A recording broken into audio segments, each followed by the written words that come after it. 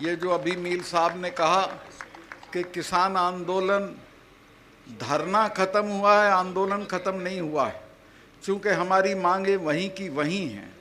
जो एमएसपी की मांग है उसके बिना तो हमारा गुजारा नहीं है, चूँकि हम जितनी चीज़ें पैदा करते हैं उनका दाम बढ़ता नहीं है, जितनी चीज़ें खरीदते हैं उनका दाम बढ़ता है, और नतीजा ये है कि किसान हर दिन गरीब हो रहा है, उसकी खरीदने की ताकत ख़त्म हो रही है। मैं कॉलेज में पढ़ता था तो शाम को हम खाना खा के हॉस्टल से घूमने जाते थे।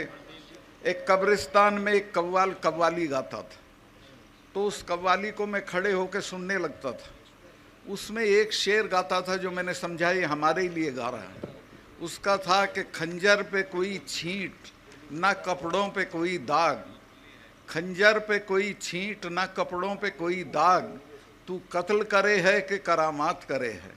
ये सरकार भी उसी तरह से किसानों का कत्ल कर रही है, उसे ये पता भी नहीं चलता कि उसके साथ क्या हो रहा है। भाइयों, मैं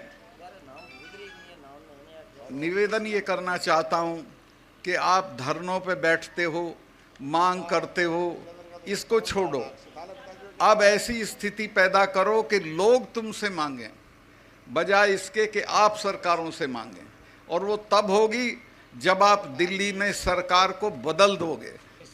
मैं बहुत लंबा भाषण नहीं देना चाहता, सिर्फ इतना कहना चाहता हूँ कि देश बहुत गलत आदमी के हाथ में है। जब ये अभी मैं बोला था 4-6 दिन पहले, बड़ा शोर हो गया देश में, इन्होंने बड़ा तमाम तरह के लोग वो पालतू जो हैं वो लहका दिए मेरे ऊपर। मैंने ये बताया था जो सच था, उसी वक्त बताया था जब मैं ये था गवर्नर था, कि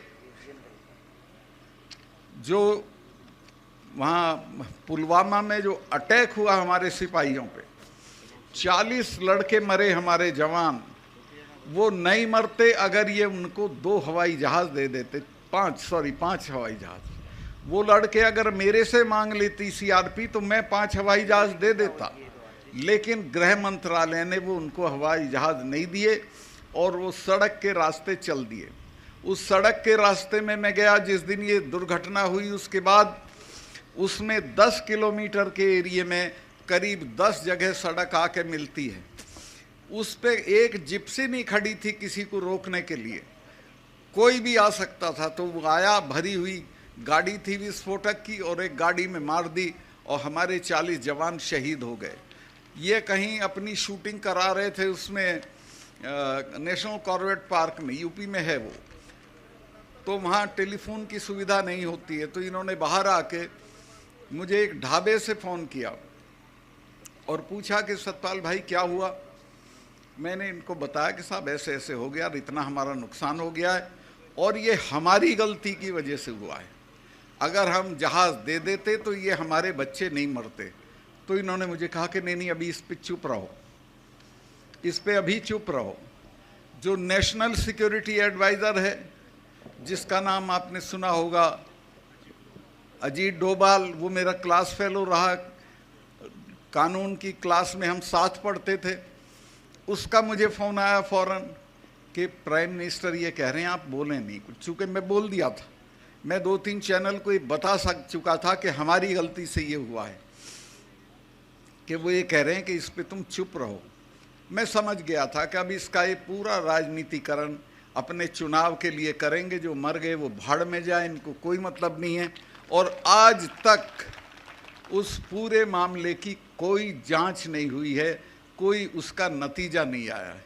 अब आप अंदाज़ा लगा सकते हो कि कितने ख़तरनाक लोग देश चला रहे हैं, जिनको अपने सिपाहियों की जान से हमदर्दी नहीं है, जिनको अपने देश से हमदर्दी नहीं है, और बात लंबी चौड़ी करते हैं।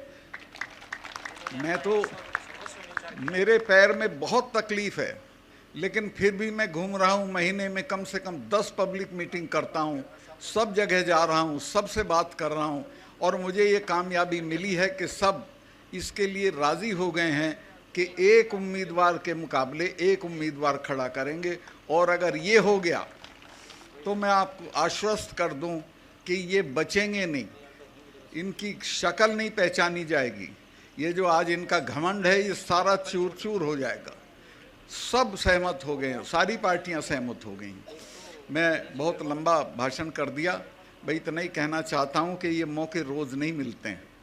ये मौका अभी फिर तो 5 साल को बाद जाएगी और 5 साल में तो ये इतनी बर्बादी कर देगा कि आप अंदाज भी नहीं कर सकते। हाँ, असली चीज़ तो मैं बोल ही नहीं रहा था, वो थी यहाँ के शहीदों की कुर्बानी। आपके जो 5 लोग शहीद हुए थे वो अंग्रेज़ों की बंदूकों के सामने खड़े हो गए थे। जब उनकी औलाद हो तो इससे क्या डरने की ज़रूरत है, ये तो कोई चीज़ ही नहीं है। उनसे सीखो, उन्होंने अपना सब कुछ न्यौछावर कर दिया आपके लिए। मैं अभी 4 दिन पहले हरियाणा की खापें आई थी, मुझे खापों के चौधरी वो करने आए थे, धन्यवाद। उनको कहीं से सुन गया था कि सीबीआई ने मुझे बुलाया है, तो मैंने उन्हें समझाया कि मुझे नहीं बुलाया, सीबीआई मेरे यहाँ आ रही है बात करने, और वो मेरी जांच नहीं कर रही है, बल्कि जो मैंने बताया था कि कहीं 150 करोड़ रुपए की रिश्वत ली जा रही थी, उसकी जांच करने आ रही है, उस सिलसिले में मुझसे बात करेगी। तो उन लोगों को ये पता चल गया, तो वो आए। मेरा घर 2 कमरे का है, वो भी किराए का। तो मैंने उनको एक पार्क में उनका खाना बनवाना शुरू कर दिया। तो प्रधानमंत्री के यहाँ से आदेश हुआ और पुलिस आ गई, और पुलिस ने कहा कि साहब यहाँ खाना नहीं बनेगा, ये पब्लिक प्लेस है, डीडीए की ज़मीन है।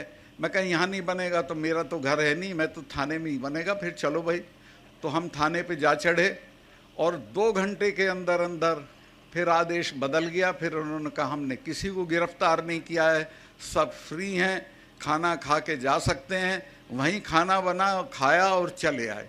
तो अगर अड़ जाओगे, अगर हिम्मत कर लोगे, तो कोई आपके सामने खड़ा नहीं रहेगा।